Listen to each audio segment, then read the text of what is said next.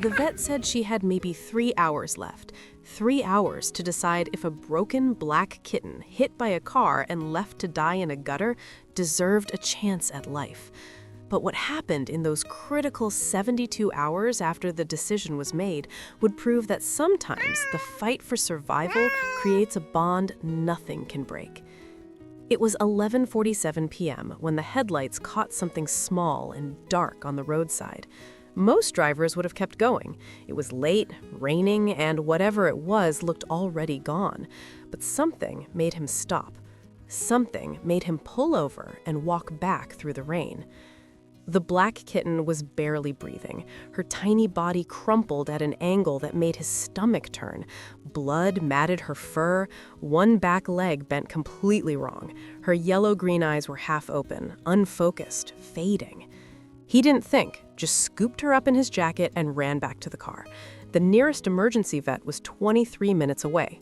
He made it in 16. The vet tech took one look and her expression said everything. "I'll get the doctor," she said quietly. That tone, the one that means prepare yourself. Dr. Martinez came out fast, took the kitten to the back. 10 minutes felt like 10 hours. When she returned, her scrubs had blood on them. Severe trauma, fractured pelvis, broken femur, internal bleeding we can't fully assess yet. She's in shock. Honestly, I don't know if she'll make it through the night, even with intervention. The question hung there. How much to try?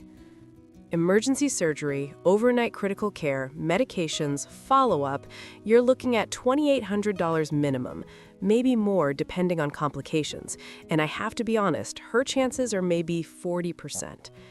He didn't have $2,800. He had $940 in his checking account and rent due in a week.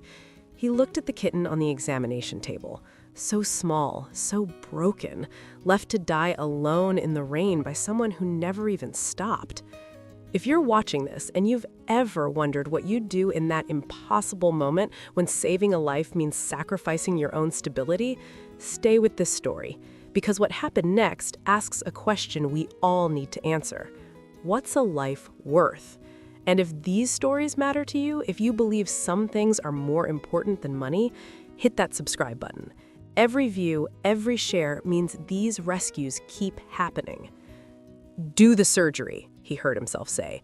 Do whatever she needs. Dr. Martinez nodded once. We'll do everything we can. She's a fighter, I can tell.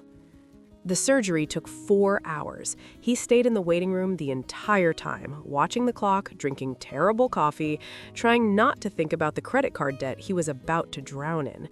At 4:30 a.m., Dr. Martinez appeared, still in her surgical scrubs, exhausted, but smiling. She made it through. We pinned the femur, stabilized the pelvis, stopped the internal bleeding. She's critical, but stable. The next 48 hours will tell us everything. He named her Vesper because she came to him in the darkest hour and somehow brought light. The first time he saw her post-surgery broke something in him. This tiny black kitten, her leg wrapped and splinted, an IV line in her small paw, a cone around her neck nearly as big as her whole body. But those yellow-green eyes were open, alert, watching him with an intensity that felt almost human.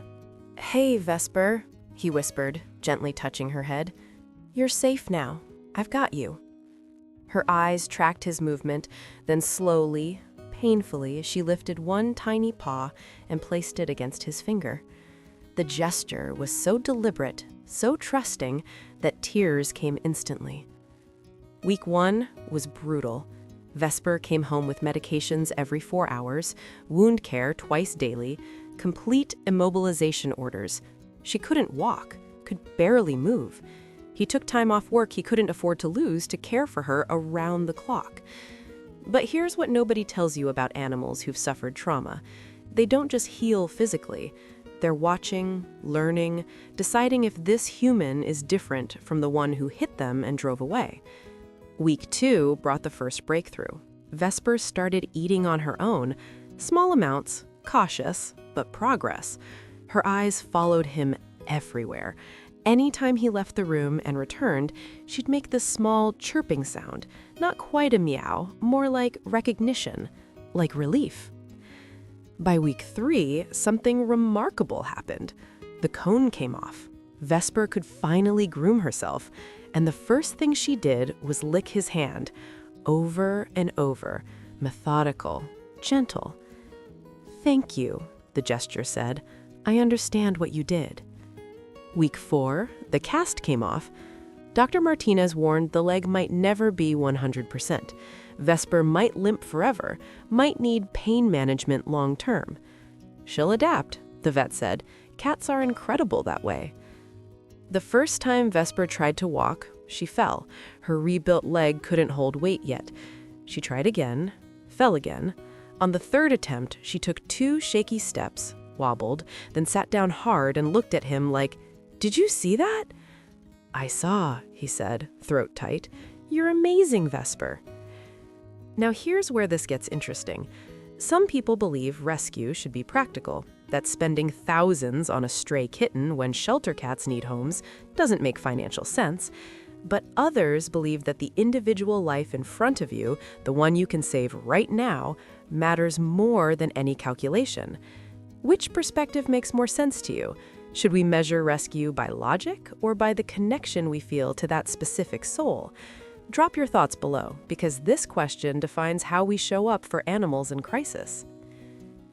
6 months have passed. Vesper's black coat now gleams like polished obsidian. She's gained weight, grown into a sleek young cat. The limp is barely noticeable now, just a slight hitch in her stride when she runs. And she runs everywhere. Chasing toy mice, stalking dust particles and sunbeams, launching herself onto furniture with reckless confidence. The vet called her recovery remarkable, near complete function restoration, against the odds. But the most profound change isn't physical. Every single night, without fail, Vesper climbs onto his chest, puts her paws on either side of his neck, and purrs. That deep, rumbling purr that feels like gratitude vibrating through her entire small body. She knows. Somehow, she knows he chose her when the easier choice was to keep driving. The credit card is almost paid off now. Took extra shifts, some freelance work, eating a lot of ramen. Worth every cent, every sacrifice, every moment. But here's what keeps him awake sometimes. What if he hadn't stopped that night? What if he'd been 30 seconds later or earlier? What if he'd listened to the practical voice saying, "You can't afford this"? Where would Vesper be now?